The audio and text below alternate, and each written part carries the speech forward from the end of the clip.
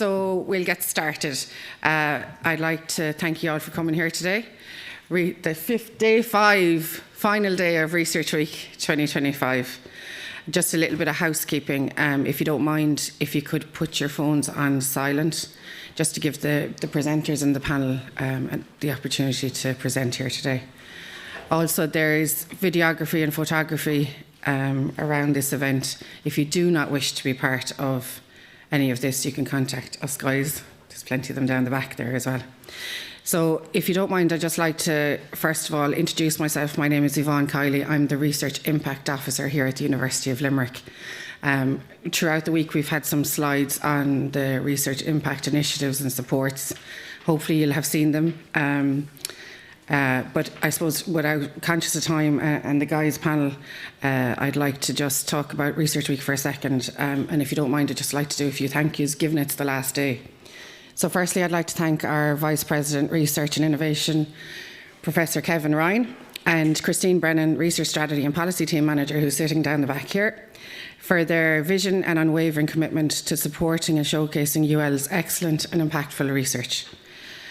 Secondly, I would like to take the opportunity to thank the rest of the Research Week team, who have worked tirelessly in this exceptionally busy week. I've written the names down now because there's an inside joke here. Sometimes people forget all the team. I know all the team, but I've written them. So I'd like to thank the team, Frederica Clausey, Ilana Hannon, Barry Shanahan, Sean Ryan, Richard Cotterill, Dennis Tierney and Ger Downs. As I've made a note here saying I'm reading this because if I forgot anyone, I'd never live it down.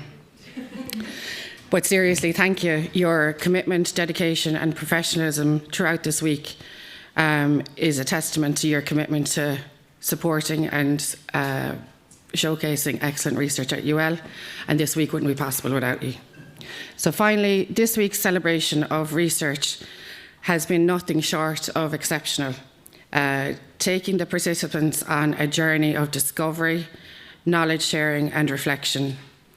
Some of you will agree, an emotional roller coaster at times, but a week that I am privileged to be part of, and we're already looking forward to 2026. So that's enough of me talking. I've learned to say that as well this week. So now back to business and today's event. Thank you to Stephen and Megan for putting this together.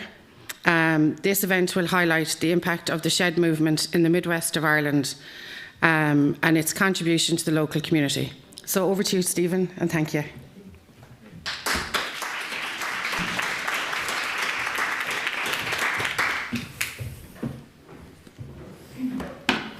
So thanks very much for coming here today. My name is Stephen Byrne and I work in the School of Allied Health and the Department of Nursing and Midwifery, where I lecture primarily in sociology.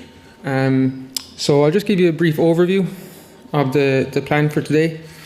So I'll speak for about 10 minutes and I'll introduce the topic and the plan and the agenda. I'll pass over to the group here to introduce themselves also.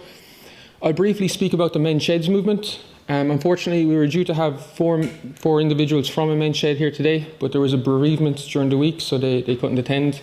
So we have 2 representatives from the Women's Sheds movement to discuss their experiences of it. So what I might do is, very quickly, I'll pass on to Megan, if you'd like to pick up the microphone to introduce yourself.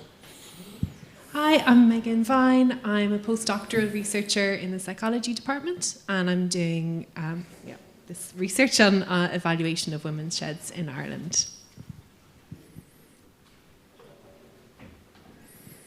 Hi, I'm Olive Davis, and I'm founder and chair of Tullamore Women's Shed. Good morning, everyone. My name is Sheila Martin. I live in Killarney in County Kerry. I set up the shed in Tralee for the women of the Tralee area, and also the Killarney shed with obviously a team of great supporters. Myself and Olive are also on the National Forum of Women's Sheds. I think you're the treasurer, are you? Yeah, and I'm the vice chair. And I also coordinate the regional forum of women's sheds for Munster. So we're quite active and busy. Thanks very much. So what I'll do for the next maybe 5 or 6 minutes is just give a brief background about the men's sheds and where my interest in it stems from. So I was very fortunate to have my second postdoctoral position here in the University of Limerick, where we developed an intervention, a community-based music and dance intervention for people over the age of 65. And one of the key findings of this intervention was that the majority of people who signed up for it were women. And of those couple of men that did sign up for it, they were the partners of the women themselves. So they were politely asked to come along and enjoy the activities were put on for them. And this is where my interest in the shed stemmed from. I asked the question, where are all the men? And from various discussions with people and also from the media, men's sheds came to the fore. And the decision we made as a research team and the people I'd been working with previously, we decided to reach out to the men's shed and ask them what motivated them to join the shed. Primarily, that was our first question. And our second objective or question then was to deliver a music and movement session in the shed themselves. So instead of asking the men to come to us, if it's a community-based hall or even to the university, we decided we'll go out to the sheds themselves. So we've made contact with sheds across the Midwest to do this. And we're currently rolling out 4-week music and movement intervention or sessions for men in their sheds. So the sheds movement, it originated in Australia in the early to mid-1980s, and it's spread across the world. And interestingly, in Ireland, per head of population, Ireland has the most sheds globally. So there's a real demand for it, and people are signing up to the shed the whole time. And it's not just older males that were signed up to the shed. This is something that's come from my research with them. There's a real desire to have younger people sign up to the shed. So this sort of maybe conceptualization that it's only for older males maybe is slightly misleading as well. And from our conversations and our data collection with the men's sheds, we found that primarily the shed is a place to escape. It's a place to maybe get away from what's ever happening at home or in work, and a place to engage in activities with other like-minded individuals. And there's also a real demand for people to engage with the shed. So for people maybe like the university or other institutions to come out and engage with the shed and deliver different activities or things for them to do. And some of the most interesting findings, preliminary findings from the research we've done with the sheds and asking them why have you joined, what would you like, is that the men who we've interviewed have stated that they're a better person for having joined the shed. They're a better person for having gone to the shed on maybe on a Monday or a Wednesday or a Friday. They say one individual went as far as saying, I'm a better husband for having joined the shed. Now, I don't know what the baseline was, but that's what he said initially as well. It's also a means of health promotion. So tentatively, we've discovered that men are much more willing to speak about their own health within the shed confines as well. And it also acts as a sort of social conduit for sharing information. So something as small as one individual in a shed couldn't put credit in his phone, or another individual struggled with taxing his car. So he used his social capital for within the shed to help in those elements. Maybe things people take for granted on a day-to-day basis, or the skills that you've learnt and not even know you've learnt those skills. But also, much like the issue that we had with signing men up to our initial intervention, the music and movement intervention in the community, organisers of the shed have found that it's often the trickiest part is getting them in the door. The first day is getting them in the door, and often they sustain their involvement in the shed after that as well. So this research is ongoing, and I was very lucky then to meet Megan through my first postdoctoral position, supervisor, Professor Ronnie Greenwood. I made the connection with Megan, and who's doing work on research, or who's doing research on women's sheds. So we decided to come together and see maybe what's running in parallel or what's contrasting between men and women's sheds as well. So this is where it's led us here today. So on that note, I'll pass over to Megan to maybe give some background about women's sheds.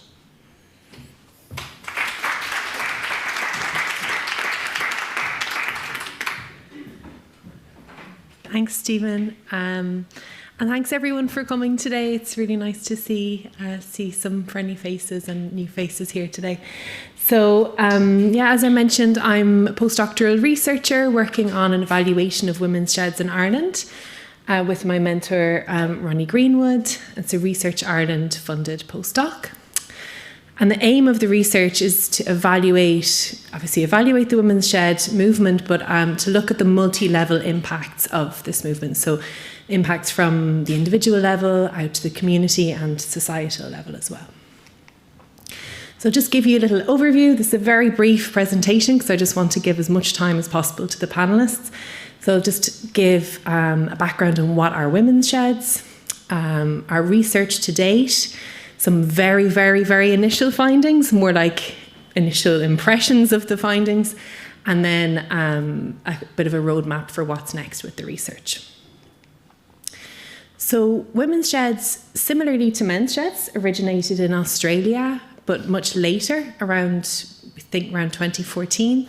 They started to really grow in popularity, and they expanded out to New Zealand, the UK, and Ireland. And I think Ireland has, I don't have the data on this, but I think Ireland is quite well represented in terms of women's sheds compared to other countries, certainly based on this early research by Goulding and Carraher. So we have estimated about 150 women's sheds in Ireland. That's what we think at the moment. And women's sheds, really, there's a diversity of approaches, different ways that women's sheds organise themselves, but really they're community spaces where women come together, and they're really focused on connection with one another in different ways. So maybe that's through shared activities, crafting, exercise, maybe day trips and things like that. But it doesn't really matter what, a lot of people have said to me, it doesn't really matter what we do. It's just about really the connection and the friendship and the fun. And also women's sheds, similarly, like as Stephen was saying, they're a real space for learning and sharing information as well, health-related information and other kind of relevant information. Women's sheds tend to be open to women of all ages, but in general, the age group of 55 and up is more represented, but there are women's sheds that are more diverse as well. And at the moment, because women's sheds are kind of more of a younger movement, like as Sheila and Olive have said, there's a national forum now of women's sheds. So the aim of that, and now correct me if I get this completely wrong, but the aim of that is to work together to try and establish a more formal structure for women's sheds to kind of allow them to access more resources and support in future, because men's sheds at the moment have a more formal structure where they can get more support and access to resources. So the aim is to build a similar structure like that for women's sheds. Would that be? Okay. So in our research, it's a 2-year research program. As I said, it's funded by Research Ireland through a postdoctoral fellowship. And a really important part of this research is our community advisory board. So Sheila and Olive are core members of the community advisory board, but we have 7 members in total. And we established this advisory board in December last year. And it's really an opportunity for organisers of women's sheds from around the country to feed into the research, feed into how the research was designed, implemented, and how we can make sense of the results as well. So we meet on a monthly basis to have these opportunities for exchange and dialogue around the research. And as I said, we're looking at the multi-level impacts of women's sheds for participants and the wider society. So we're using multiple different methods to do that. We started our data collection in March this year. So the program started in September, and then we started data collection in March.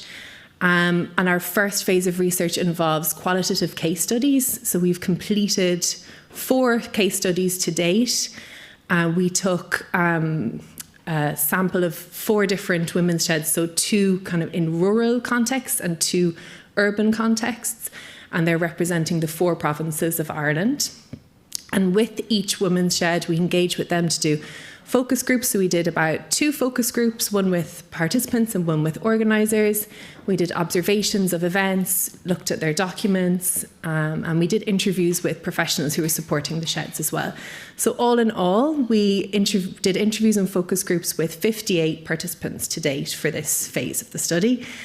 So it was quite an intense period of data collection, but it was really enlightening stage of the research. So this qualitative case study is going to inform the later stages.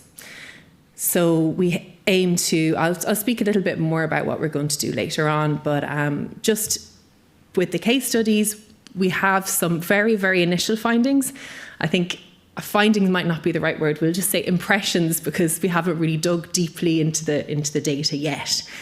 But there were some things that came through really, really strongly with the case studies. So one phrase that kept being repeated, especially with participants in the focus groups, was that women's sheds are a lifeline for them. That there was a sense that without the women's shed, they would have, a much less rich social life and much fewer opportunities for social engagement.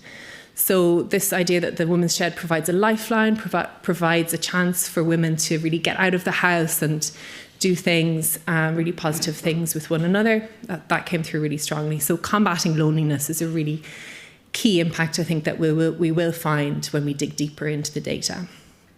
And also this sense of empowerment as well at a particular stage of women's lives. A lot of the participants were in that kind of older age cohort, where maybe they retired from their jobs, they retired from, they're not having to look after their children as much as they were before. And so now they're having a different role, really actively engaged in the community, maybe stepping up as a volunteer within their women's shed, exchanging skills, learning, and so on. So it's kind of a self-expansion opportunity as well in the women's shed that people really talked about.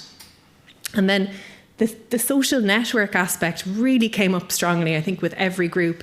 There's this idea that each women's shed is a very vital and active social network that isn't just limited to the women's shed itself, but it spans out into the wider community. So through this network, people are sharing skills and information and taking part in activities, but they're also making friends, they're getting to know people in their local community. Now they have people to go to other things with, so they're learning about other activities that are happening in their community, and they're attending these, they're supporting local causes, they're supporting local charities. So there's kind of a sense that they enliven, particularly in rural communities, they can enliven community participation.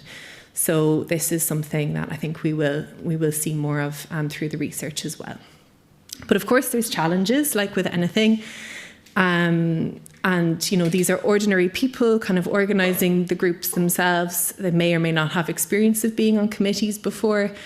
Nevertheless, there's a lot of pressure on committee members to manage and run the groups. There's differences and challenges sometimes in the members stepping up for volunteer roles and taking on responsibility and delegating and so on that you find with any committee, to be honest. And then this kind of feeds into just accessing resources. There's a lot of bureaucracy involved in, applying for funding and navigating all of that. So that can be a real challenge as well. And just having enough, having the appropriate funding available to apply for, or having the appropriate venues available to use as well, depending on where people are located. So kind of venues and premises came up a lot. And I think we'll probably be talking a bit about that today as well.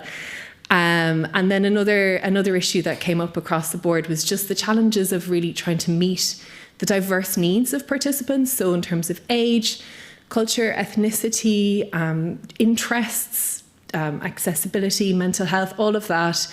People come to sheds with a diverse range of needs, and I think it can be challenging sometimes for sheds to really address those needs adequately with the resources that they have. So that's kind of what we're starting to see from the research, but I'm really looking forward to digging deeper into the data and moving forward with the studies. So the next thing, we're going to use these findings to design a broader survey of women's sheds. So we hope to contact all of the women's sheds in Ireland and get them all to participate, hopefully, and establish, I suppose, the psychosocial impacts of participation and really get a broader picture of what's happening.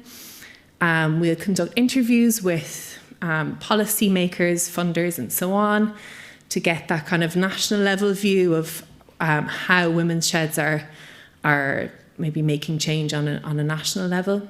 And then we'll be doing creative and community engagement using photo voice, podcasts, and so on.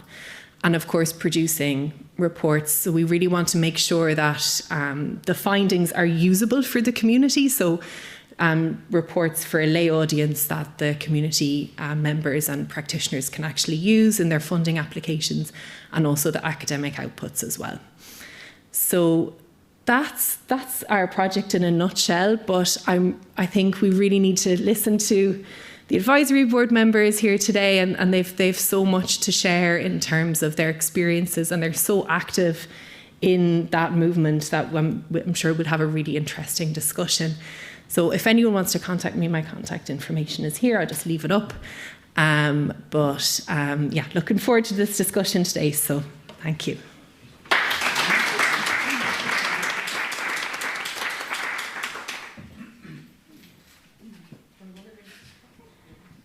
Great. So I suppose, do you want to start with we'll just start with the kind of the basics. So Olive, you're involved with the Tullamore Women's Shed, is that right? Yeah, I am, yeah. And Sheila, you're involved with 2 women's sheds. Brilliant. So can you give us a picture of what do you do on a day-to-day basis?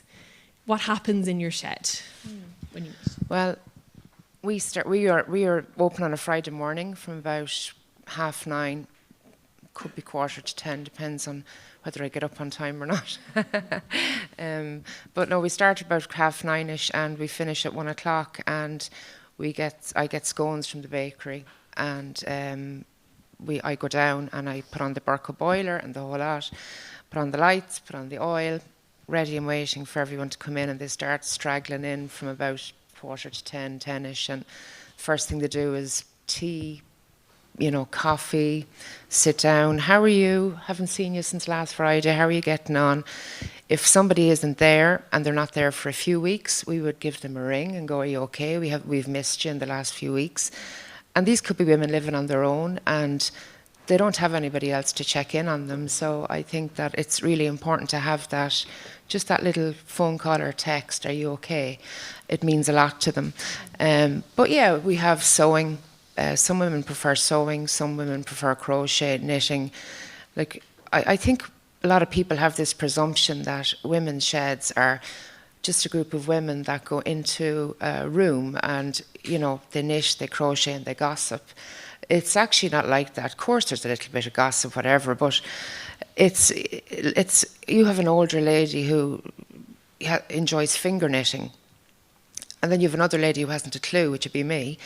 And you'd say, will you show me how to do that? So you're passing on skills to younger generations as well, and which is really good. And that woman, who's passing her skill on, she just feels empowered, by her, that she's just so happy to be sharing her knowledge. And every woman, they don't realise till they come down to the shed what skill they have until, they try and go, God, I'm really good at that. And then they end up being the best at it because, it's just that little bit of a push that they need to get their skill out there. But yeah, we have ukulele lessons. If I hear You Are My Sunshine one more time, I will literally scream. I close the door. We have a big premises, and I close the door and I'm like, oh my God, there's no sunshine today when I hear that song. But yeah, with ukulele, we're starting Bowron lessons in September. The ladies all said we really want to play the Bowron. I'm thinking, oh my God, my head, that I can't wait for September. But look, yeah, we also have talks in the shed. Once a month we try to have talks like breast cancer awareness and anything, menopause, anything that really has to do with women. Like when we did the breast check, I didn't even know, I'm 51 years of age, I didn't know you checked up here. You know, and that's a bit of information, you know, that is so important. So it's to get that knowledge to the ladies in the shed, and who would not normally be able to use the internet or whatever. So they will be able to go home, and when they're having their shower, do you know what? I heard that today. I might have a feel. Yeah. You know, so it's that as well. And but yeah, we do so much. And then there's women who just want to go in, not do anything, but just want to sit down and have a chat. Yeah. And that's what we do. That's important too. Yeah, yeah. Thank you. Sheila, do you want to share? I know you're kind of across two different sheds, but let's take Phoenix, for example. What happens? But there's a shed in Tralee called the Phoenix Women's Shed, and then the Killarney shed is called the Killarney Women's Shed. Tralee meets on a Thursday morning, and Killarney meets on a Tuesday morning. Now, we don't do knitting or crocheting because the women have got other priorities. They like to be active. So we have a lot of chair exercise, chair yoga, line dancing, swing dancing. We have a lot of talks as well, of course, anything to do with health, skin care, hair care. We've had state agencies in, like the Citizens Information Services. We've had a loan in to talk about their services. We've had a solicitor in several times to talk about the rights, you know, around writing a will and power of attorney, and the new legislation that came in last year, the name of which escapes me. But essentially, we book something different every week, and we prioritise making sure that the women know what's happening. So they always get a hard copy little handout, because not all our ladies are very IT competent.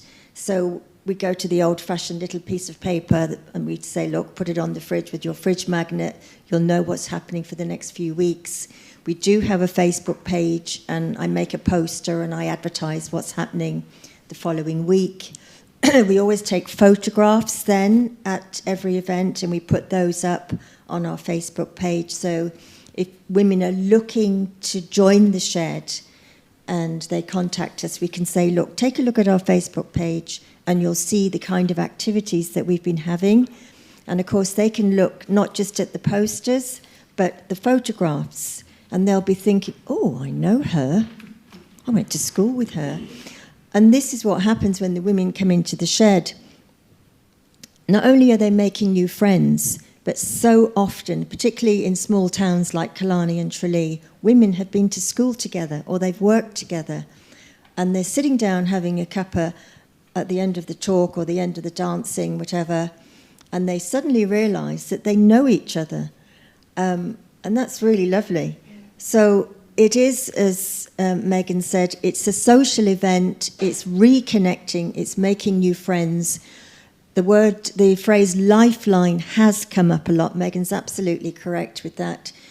So many women have said to me, the shed has been a lifeline.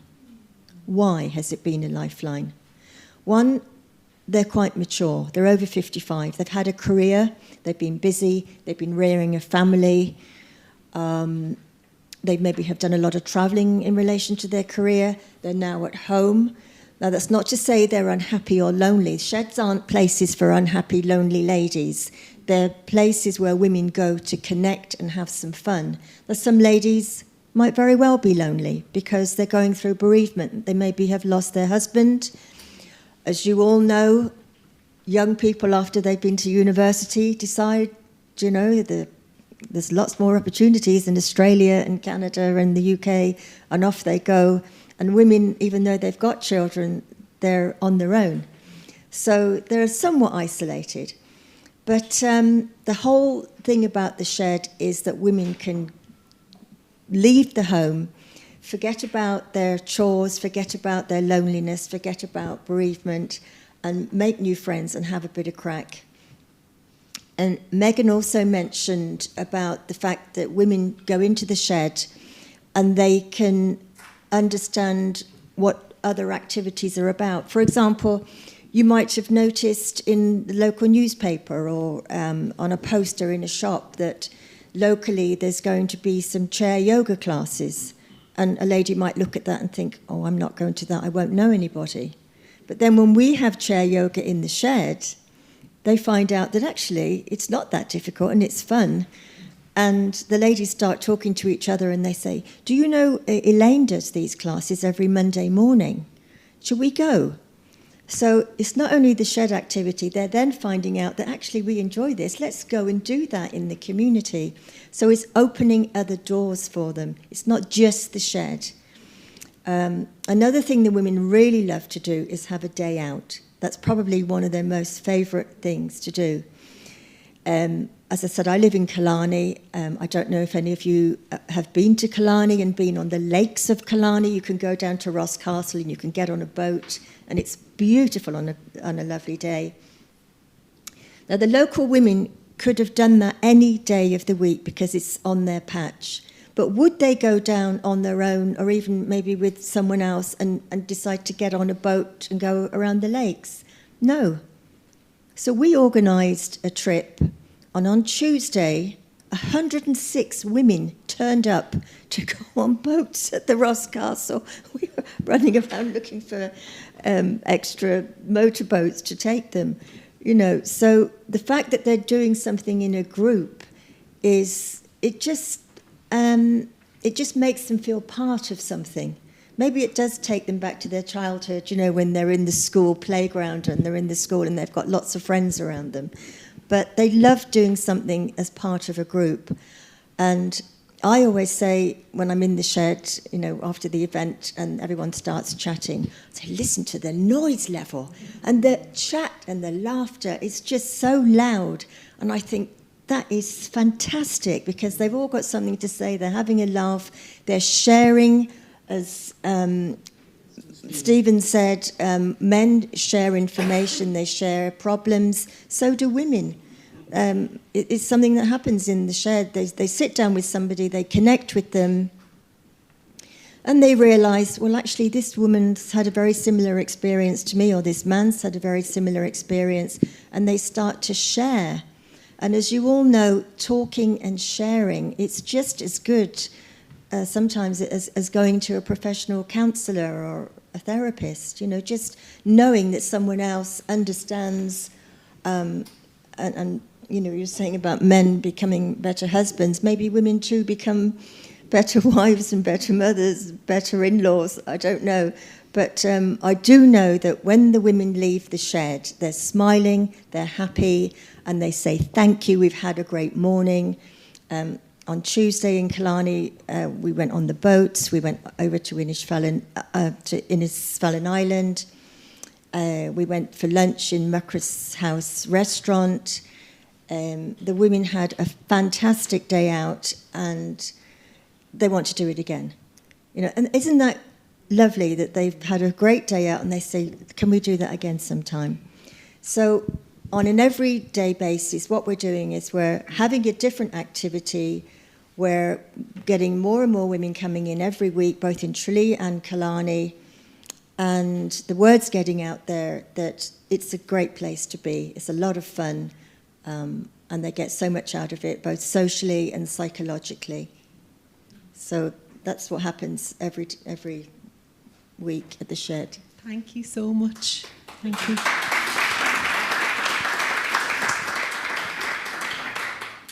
So thanks very much for the richness of the answers there as well. And I believe on a personal level that it's those connections, you don't know how valuable they are until you no longer have them as well. And then maybe on a more individual level, my question would be, what motivated you to join the shed? So maybe I'll start with yourself again. I think coming out of COVID,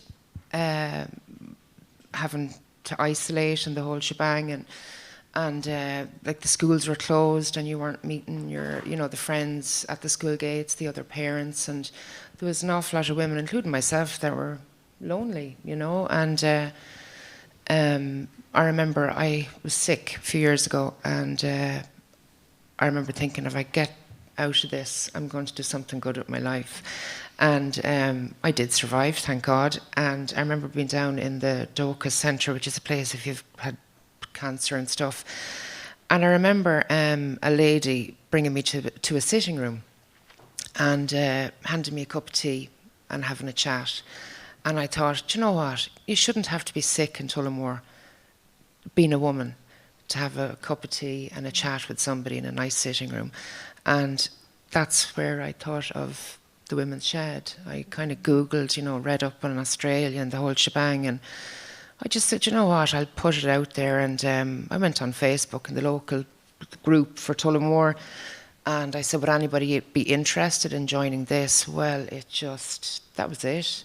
Overnight, I set up a Facebook group, and overnight there was like 500 women in it, and now there's 3,000 women in the Facebook group alone. But what I do in that is I advertise women in business in Tullamore and Offaly, just women. I've no men in it. I'm not anti-men at all, but the women just want a women group, and that's it, and it's what they want. So, we advertise all women in business. I think it's great if a woman is starting out in business and to have that, share her page or, share her offers or her deals, whatever she's doing with her job, with her business. And it just gives her a hand. And even the premises that we have, there's been several women in Tullamore starting out that were looking for a premises, and I gave them the use of the shed when we weren't there, just to start out. And but yeah, that's how I started. It was the sitting room in a place that was nice and comforting, and I thought that's what Tullamore needs. And yeah, so that's it.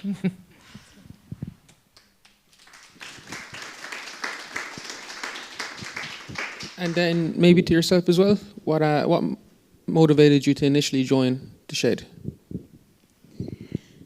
Initially, I was volunteering with what was called the Phoenix Women's Centre, and the Phoenix Women's Centre was a support centre. It was a place where women could go if they wanted information or they wanted help, advice.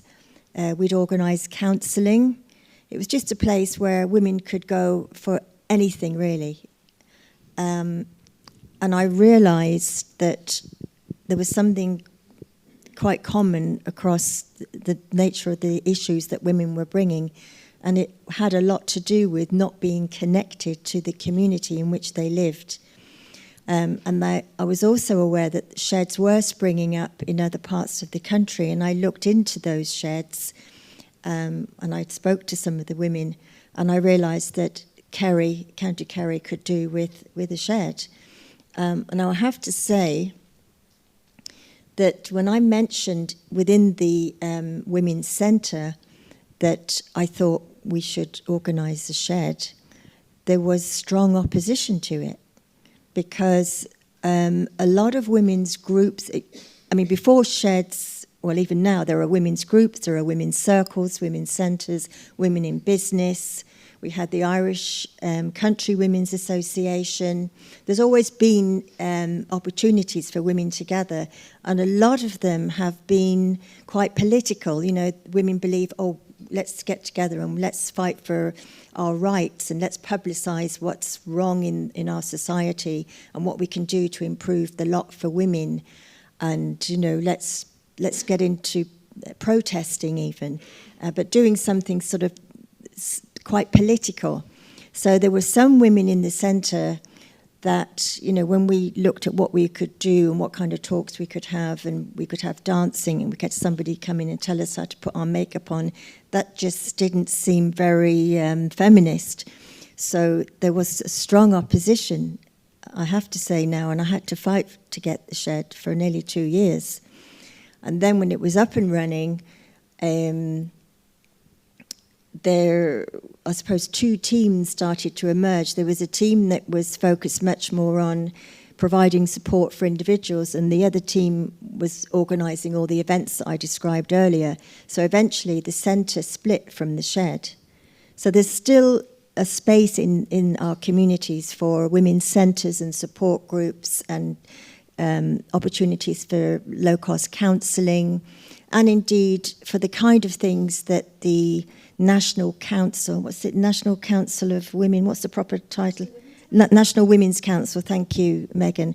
The National Women's Council, as you know, highlight things that women need in our society and maybe legislative changes that are required. At the moment, of course, there's the HRT issue. Women were promised free HRT and it hasn't been rolled out, so that's an issue. So there's always a place in society for those kind of political with a small p issues, but the sheds aren't political, they're apolitical, and they are different from other groups. But that's the reason I got involved. I just saw that there were so many women coming forward looking for support and help, and a lot of them were just lonely. That's why I decided let's get a shed up and running. Thank you. Yeah, that's really interesting.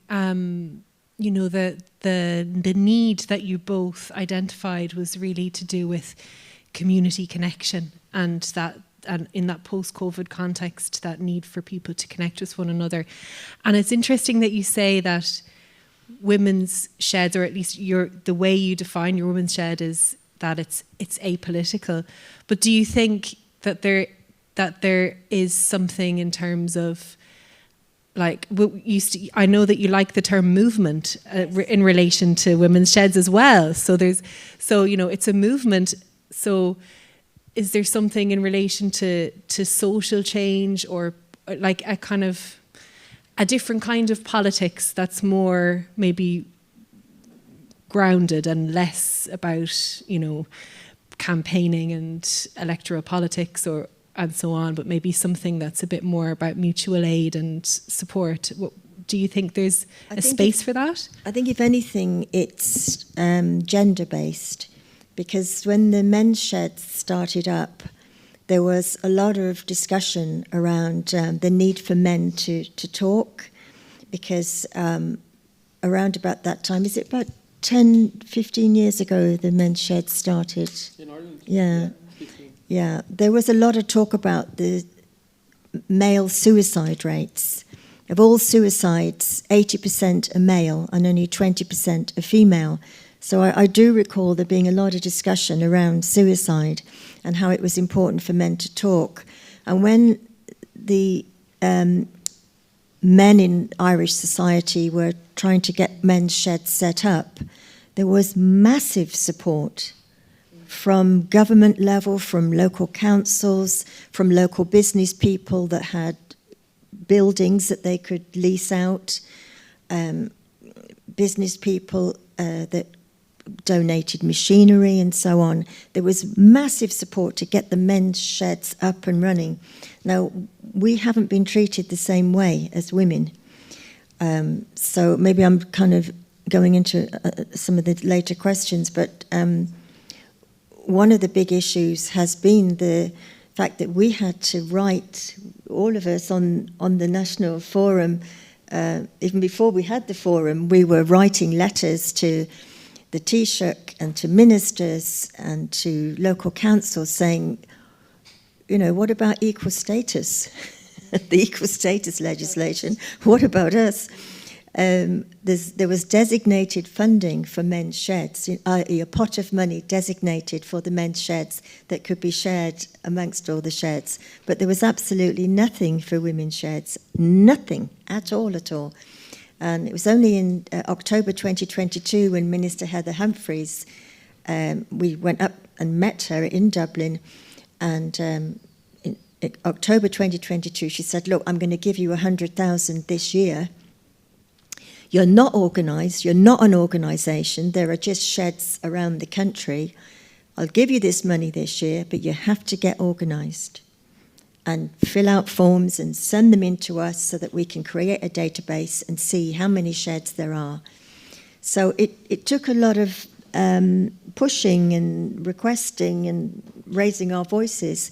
So I suppose the only political thing that I would see was the gender divide in the way men's sheds were seen. Oh, we're really important, you know, men really need this, but not so much for women. Yeah, thank you, Sheila. And I suppose there's differences in the organisational structure with men's and women's sheds that might be related to that. But did you have anything to add on that, Olive? No, but I definitely think that I'm always saying the men get everything, but yeah, no, it's very hard. When we started out, like, we were going to businesses going, would you like to, donate? We're starting up a shed. What do you want a shed for? Why do you even want a shed? Why are you calling it a shed? You don't do carpentry. You're not going to do anything like that. It was just so negative from day one. And, it was very hard to get money. And because you couldn't get any money from the council or anything, you did have to fundraise. So I definitely think, yeah, there is a difference. Because I do remember when the men's shed started and it was all... And don't get me wrong, the men's shed is brilliant. And even like the Offaly Local Development Company, they have this thing now called Men Power, where it's a 6-week programme where they help men who are suicidal and stuff. And I remember going down there and I thought, there's nothing like that for women. And I'm on the LCDC in Offaly. We have people coming in and giving talks and everything, and it's men's shed, we support the men's shed. And I'm sitting there going, what about the women's shed? And I say that nearly every month at that LCDC meeting, because it's always about the men's shed. What do you think that's related? Is it related to an idea that, like, women already have so many other groups, women are already so active in the community? Or what do you think that's about? I think it's because the men's shed are well established now, and maybe that's why. But it's just quite annoying when you're killing yourself every week trying to keep something. We were 3 years open last month, and I had an open day last Friday, and I invited all the councillors, local TD, the whole shebang, loads from the council, because I actually can't afford our rent in August. It's $5,500, which is nothing for the premises that we have in the middle of Tullamore, but it might as well be €3 million to us. So I had an open day last Friday, and they all came down, and I said it to them straight. I said, you have a men's shed across the road there that's fallen down. We're here struggling. Why can't the council give us the premises and we'll share it? And so hopefully that'll be, hopefully it hasn't fallen on deaf ears. But but then I have women there that don't want to be near the men's shed, for they might have suffered domestic violence and stuff. And you have to think of those women as well, who they're not anti-men, but they'd rather just be in the company of women and not really have anything to do with it. So it's kind of a tricky one, but hopefully we will eventually, when we get this forum up and running and set up and whatnot, that we will be as recognised as the men's sheds. Thank you both. Yeah, Stephen, did you want to add? Sorry, go ahead and take the next question. Okay. So maybe the question against the backdrop of what you said there is, how do you see the future of the women's shed in the next 5 or 10 years? Well, hopefully our forum will be, a national structure, which is what we're doing at the moment. Who are we meeting next month? The Minister for Rural? Dara Callery, yeah. Heather Humphreys. Heather Humphreys retired. She was the person in charge of the funding from the Department of Rural and Community Development. That's where the shed funding comes from for both the men's and the women's sheds. She retired, and we're now dealing with Dara Callery and his staff. But essentially, we want to make sure that there's enough funding. The other big issue for us is accommodation. When I started up the Killarney shed last July, we had a big launch in a hotel in early October, and I invited all the councillors to our launch. And I thought, I'm just going to start how I mean to go on. So I invited all the councillors, and I welcomed everybody in a speech. And I did say, I reminded them that in 2008, the South Kerry Development Partnership that comes under the County Council, they had asked me to do some research as a private researcher. Would I do some research and find out what the women of the Greater Killarney area wanted, so that they could provide that for the women? So I carried out a piece of research. The key bullet points from the research were the women wanted a space of their own. This is 2008 now. A lot of women weren't using mobile phones, they weren't using iPads or laptops, that didn't really have much in the way of computer skills. They wanted computer skills, they wanted their own space, they wanted a one-stop shop. They wanted somewhere they could go to get all the information that they needed instead of having to go to different agencies around the town. They wanted a place, the artistic ladies wanted a place where maybe they could do a bit of painting, or indeed they could even place their artwork on the walls and just display what they were doing. Somewhere women could go in and have a cup of coffee. So I did this research, 2008, and here we were at the time, 2024, and there was still nothing in the town for women. There isn't even a community hall in Killarney for women. So what I said was, we want the council to give us a plot of land so that we can raise funds and put an eco-friendly log cabin on that plot of land. As you probably know, there's funding for anything to do with projects that are sustainable, eco-friendly. So that was important. So from the outset, I said, look, we want a space to call our own. I told you in 2008, I did the research for you. You paid me to do the research. Thank you very much. You didn't give us anything after doing the research. I'm back again now, so please, can we have a plot of land? And we've been pushing this really, really hard. There is land, but as you know, in towns, there's often priorities, whether it's for tourism, as it is in Kerry, or for business. But sometimes the local community and indeed the local women aren't seen as a priority.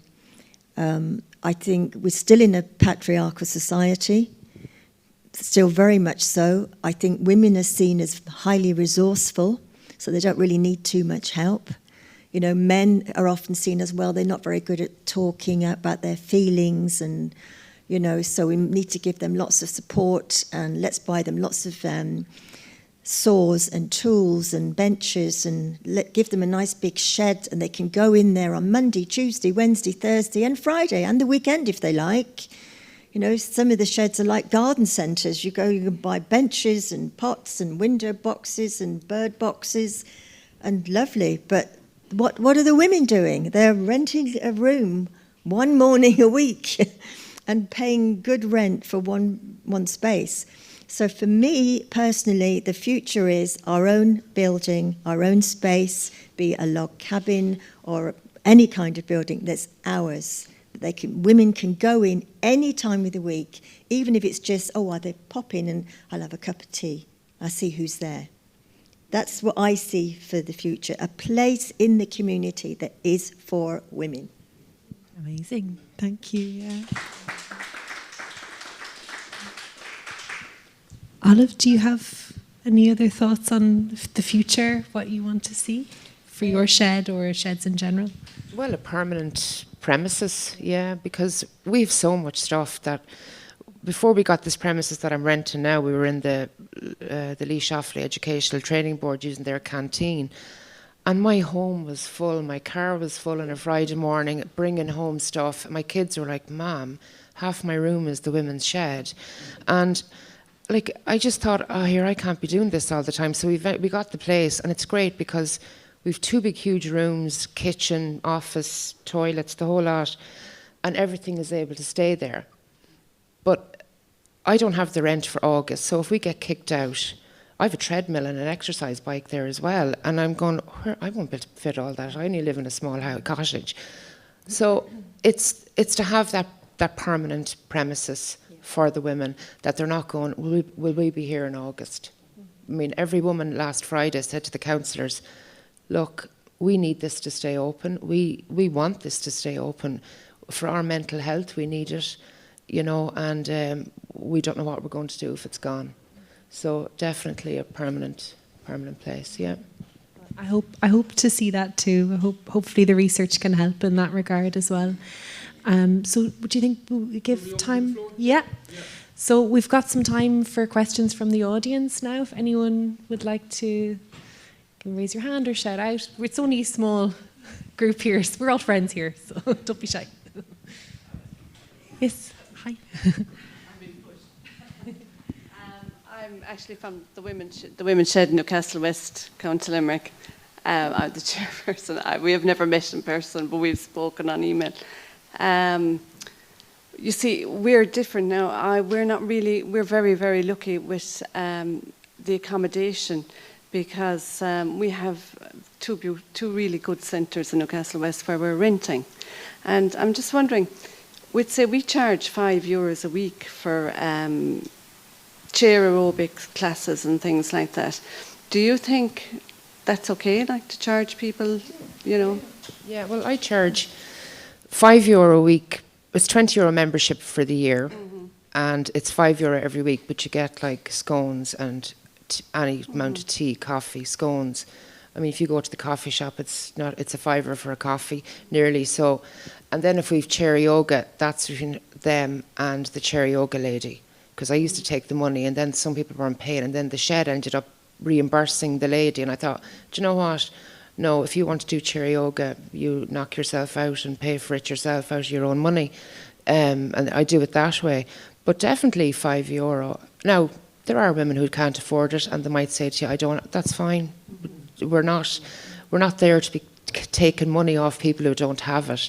If you think, that they really don't have it, it's not worth trying to quabble over €5. I mean, let whoever wants to come in, they need it, So, but €5 is, I think, fine. I mean, it's a coffee. Yeah, because I hate to think somebody didn't come because of the €5, things like that. That's it. And well done, ladies. You're doing a great job. What's your name? Bridget Breen. Bridget. Thank you, Bridget. Would anyone else like to ask anything to any of the panellists? I don't think it's a big ask to have a premises. So, Thank you, Ronnie. Can I quote you on that? Yes. Sir? Yeah. Just on that, I guess it's really interesting, isn't it? Because the name shed suggests a place, doesn't it? A space. A properly dedicated space. And I understand why you adopted the name shed as well, because it does align with the men's groups. So yeah, it would be wonderful, wouldn't it, if you had your own space to meet, and obviously it's providing you're creating such an important space for women. So just well done, and I'm really impressed with the work that you're doing. Thanks, Sarah. Watch this space. But this, We'll get there.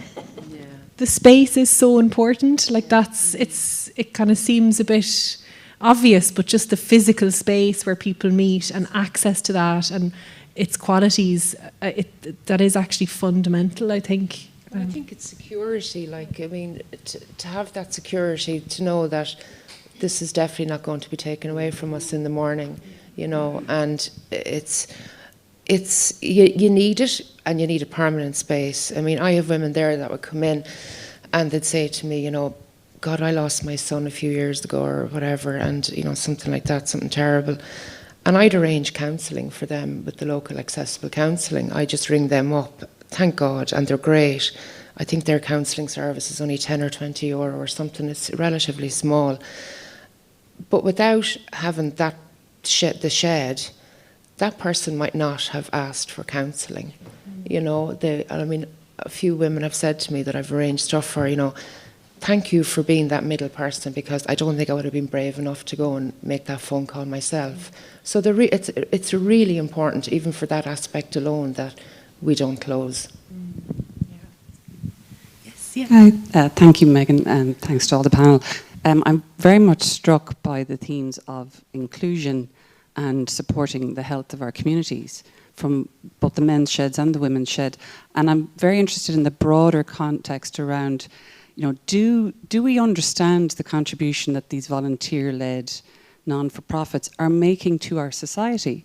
Because I can see it in my own community. Without the sporting organisations, the men's sheds, women's sheds, all the different community groups, we would not be a very functional community.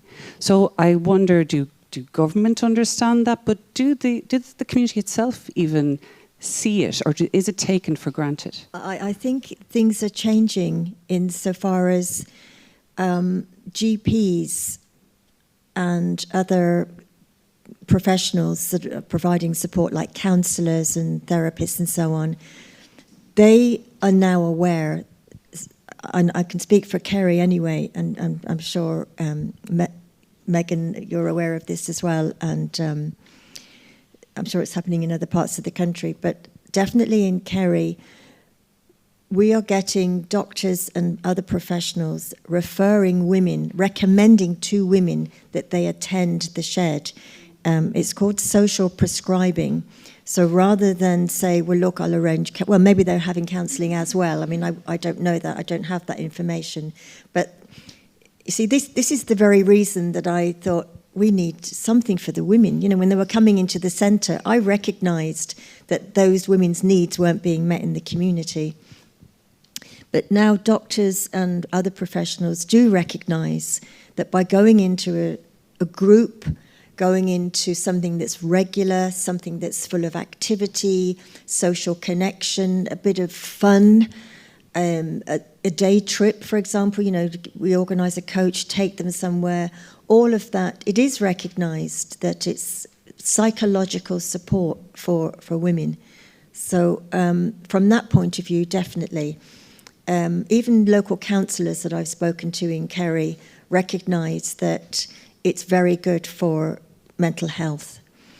SICAP funding, which is social inclusion funding, one of the things that we tick a box for to get that funding is that we're including people in the community who are isolated, lonely, maybe are struggling psychologically, adapting to retirement or going through bereavement. So the word is out there that we are making a contribution. Our national forum that Olive and I are on, we are aware that we need to push that argument very strongly at senior level, senior government level, because they're holding the purse strings.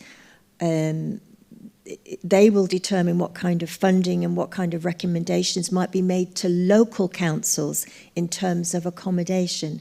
You know, if the government was saying, look after local sheds, you know, look out for a plot of land or support them in this, that or the other, that would be important. So that would be our role on the national forum, to push that agenda. Yes, look at the contribution we are making to our community. There's so many benefits.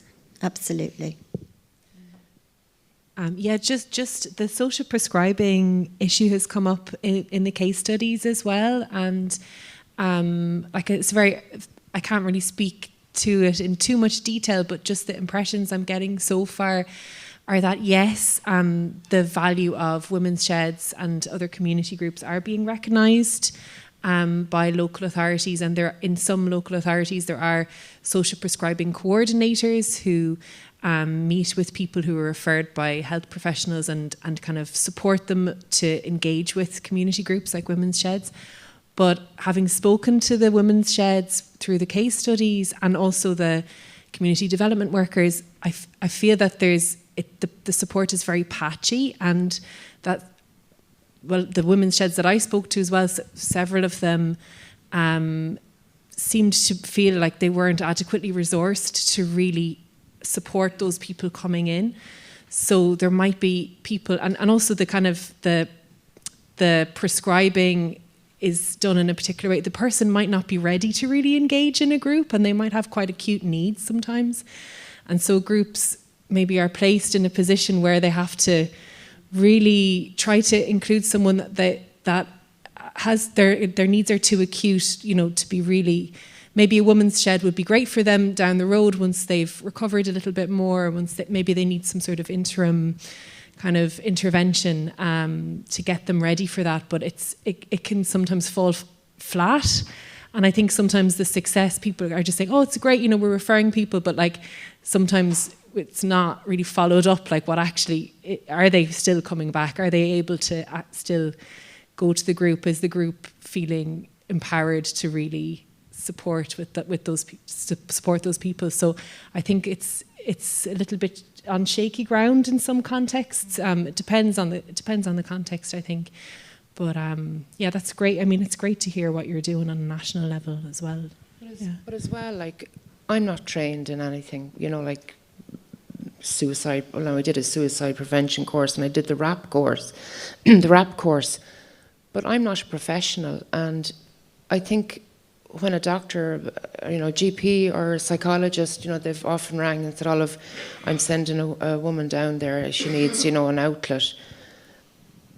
Now, she could have been suicidal and I might know, and, you know, I just don't think that we are equipped to deal with severe cases of, you know, women who are severely depressed. And like, we haven't the knowledge or the training, and yet they're being sent to us, and we just have to do our best with them, you know. And it can be very hard sometimes, you know, because you'd have a woman there, can I talk to you? And you go into bring them into the office and they're roaring crying, and then I end up roaring crying with them, because do you know, your heart would break for them, and it affects me then. You're just an ordinary person, you're not a professional. Yeah, you know, and I go home to the kids and I give them an extra hug that day because I feel so sad for this woman, you know. But, you know, it does play on you sometimes, you know, and the pressure, the pressure of that. Yeah. Olive's absolutely right, and Megan is absolutely right. People could be referred to us that have complex needs, and attending a shed is only ticking one box of many boxes that need to be ticked. But at least we can do our part. You know, some women are very lonely. I think I was telling you at a meeting there recently, one woman from one of the sheds phoned me one day about something, and I ended up talking to her for over an hour. And she said she was so lonely that she would walk around Dunnes Stores in the hope that she might bump into somebody that she knew. And I just found that so sad. But she did say, yes, it's great that I can go to the shed, but I'm just so lonely. You know, I mean, that's what you're dealing with some people. Now, a lot of the women are perfectly happy, they haven't all got problems, but there is an element. But certainly they need other supports, they need counselling, and they need their GP to mind them. Referring them, social prescribing is important, but it doesn't solve everything. Yeah. Absolutely. Thank you for that question. Anyone else? Yeah. Hi, sorry, my name is Derval. I work in West Limerick Resources on the SICAP programme. So Sheila, I'm delighted it's mentioned, because I think it has been instrumental, and particularly for West Limerick. I see Bridget here. We've had a growth of sheds. You're talking about the sheds, but from the outside looking in, those sheds have been instrumental in the work that we do in terms of our social inclusion agenda.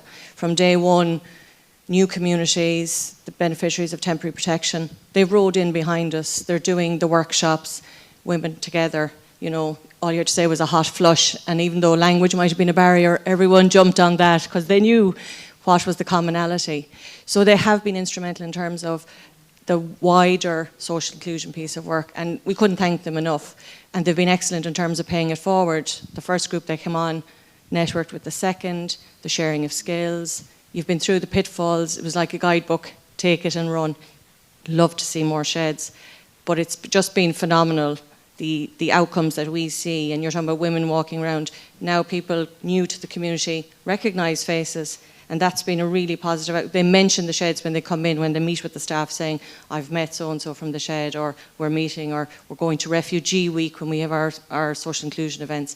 That's been absolutely marvellous, and we always try to reiterate that at the political level, because that's, again, leaning in on the communities where you see the impact of the work that needs to be done. And I think that needs to be raised up even more as a national context. It's the communities, it's the sheds that have actually carried a lot of the work, and we've leaned on them too. And that's been a really positive outcome. So I just think to note, while you're excellent in your own growth and development, it's the wider piece that also needs to be applauded. Thank you for recognising that. Thank you. I'm actually on the Offaly SICAP Empowering Communities committee in Offaly, and it's great when they're doing the plan. You know, it's actually good to get it out there as well. You know, what about the women's sheds? You know, are you doing anything with them? And what? But the SICAP is very good, very good. Yeah, just no, thanks. Just to say, sorry, my name is Ger Downs. I'm work here in the Doctoral College, and the work you're doing is extraordinary. And I wonder, when you talk about all the mental health benefits that are accruing to people, just the extraordinary kind of things that are kind of unseen and intangible in so many ways. And in terms of funding, I was wondering, have you looked at linking in, say, with the Minister of State for mental health and older people with Mary Butler, because that office might be as appropriate as the one for community development, as Derek Cleary's office, because what you have here is you have a huge repository of incredible stories of loneliness and together, and connection for people, and just how important that is. And Very good I wonder point. if that's maybe We haven't done that. We haven't done that at national level. We haven't discussed that. So thank you. It's a good idea. Thank you Thanks. very They much. have, yeah, because Thank their you. budget has been increased significantly, and this is a really, really fundamental aspect of mental health, so. Do you have any contacts yourself? I don't myself. No, I don't have any government contacts, but I'm sure people do. I'm sure people would, for sure. Thanks for that. We'll definitely look into it. Yeah, no problem. Just wanted to apologise to Dervla for not mentioning that when we started up, we were really lucky because West Limerick Resources were behind us 100%, and it was SciCap funding that really got us off the ground, and their help. And to today, they're really a huge help. We're very, very lucky to have them. So I just wanted to spell it. Yeah, well, thank you. And I just want to make a link here between social prescribing and the challenges that the women's sheds have is being the thing that's being prescribed. Just to emphasize the point that's been made, social prescribing is a wonderful thing, and it makes a big difference in people's lives. The problem is we're living in a structure that doesn't have enough adequate mental health supports for people with complex needs, and GPs know that. And so when there's not adult mental health services available for someone for whatever reason who actually really needs it, a women's shed might look like the easy workaround. But the problem is that just moves a significant problem into a sphere that's not prepared for it. So I would hope that if that minister's office was involved and engaged, they would support the women's sheds to adequately resource themselves. But also, other boxes need to be ticked in order to support these women. The women's sheds aren't the solution to inadequate mental health services in our community, and I worry that there's a tendency toward using them in that way, not in a sinister way, but because there's just so many scarce resources. And it puts a burden on these women both materially and psychologically and emotionally because they want to help and they won't say no to someone, do you know? So it's a double-edged sword that I didn't realize about social prescribing until we started doing this research. I just wanted to note that. No, that's a very good point. I mean, mental health people can be very mildly mentally unwell, and they can be severely unwell. I know I've had at least 2 women tell me that they were on antidepressants before they started coming to the shed, and now they're not on antidepressants anymore. So that's fabulous, but you're absolutely correct that sheds can't be seen as, we haven't got enough supports, and there's a great big long list for counselling. They're going to have to wait 6 weeks, so I'll send them off to the shed, and at least I've done something. It's not going to solve everybody's problem, but it'll help those that are lonely and mildly needing connection, you know. Yeah, I wondered then, because the emphasis here is a bit on women's sheds, because we haven't got our men here represented, but Stephen, if you know, is the situation the same for the men's sheds? I know that mental health supports are woefully inadequate for all communities, but is it slightly better for men? Are the men's sheds reporting that, you know, they are struggling under the burden of social prescribing in the same way that the women are describing? Do you know, is it the same, or is it slightly better for the men's sheds? I can't comment on that because I don't know. Yeah. There's only been brief snapshots where they might have mentioned social prescribing, where they might have said, oh, my GP said it might be worthwhile coming here to the men's shed. But from the data we've collected, it's more often than not, my friend knocked on the door and said, come on down to the men's shed this evening, and getting them in the door. The other thing I'd like to say is that many of the challenges and opportunities that you've mentioned here are similar with the men's sheds. They're quite precarious in their nature in terms of of location to go every week. It can be at the discretion of a local parish priest, for example. And if that relationship breaks down for whatever reason, then something else might happen as well. Or the location where they're based, there might be rumours that it's up for sale in X amount of weeks. So there is that precarious nature as well from the people I've spoken to. Yeah. So I hope that answers the question to some degree. Yeah, thanks. Maybe we only have time, unfortunately, maybe we only have time for one more question to keep the time. Yes. I just want to ask in terms of the infrastructure. More and more sports organisations, in terms of looking for sports capital grants, are asked to share the facilities across male and female sports.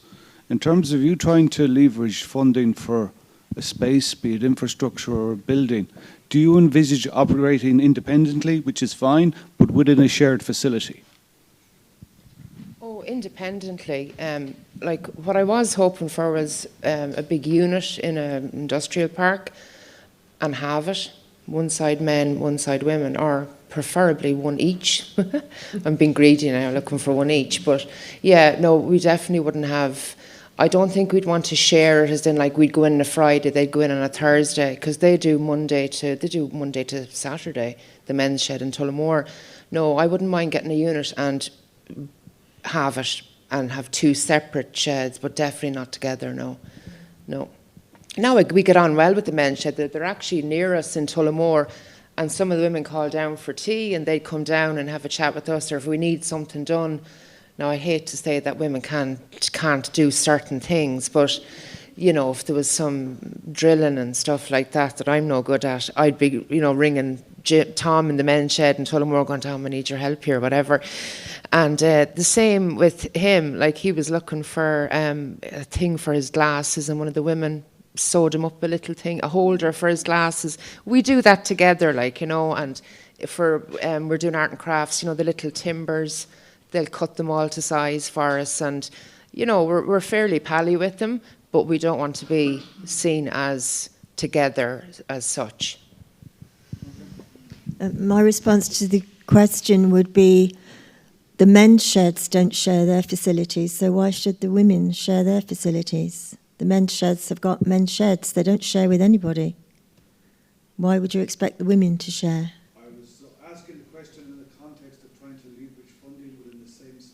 Yeah, well, in terms of men versus women, in terms of a lot of particularly even the GA come along to recognise the fact in terms of trying to leverage funding that they have to allow access to camogie and women's football. That's the way the country's I know, in yeah. terms of trying to access funding. I'm asking in the context of male versus female. Yeah, I know I've put in an expression of interest for a plot of land in Killarney, and for the women's shed. In that particular area of Killarney, there's a big sports complex has been built, and they have had millions. It's a really big complex for 3 different sports, and because they joined together, they got big money, but it's all from the same pot. It's all from the sports council or whatever the department's called. But I was told that if I put in my expression of interest with another group, that I might stand a better chance. But I chose not to do that. I'm still waiting to find out whether or not we've been given a plot of land. But as you can imagine, an expression of interest, you're given guidelines in terms of what you need to put into the document. And one of the things was, what impact would we have on the wider community up through the shed? And what we found was that, and what we are finding all the time, is that we invite somebody in maybe to do dancing to music or chair yoga, chair exercises, self-defense, different activities. And all the instructors that are coming into us, we rent a GAA club. I didn't mention that, by the way. We rent a big hall in a GAA club in Killarney, and we rent a hall belonging to a pipe band in Tralee. But all the instructors coming into us are saying the same thing. Oh, isn't this a great hall? The GAA have got so much money, haven't they? They've always got fabulous buildings. And I'm like, yeah, they're fantastic. And these instructors are struggling to find places to deliver their classes. So one of the things I put in my application was that if we had a great big, beautiful, eco-friendly log cabin in which we could provide a space for women, we could rent out that space to those very instructors who are running classes for younger women and women on a Monday night and a Wednesday night and different times of the week. So that's the way I approach the concept of sharing a space and sharing the funding.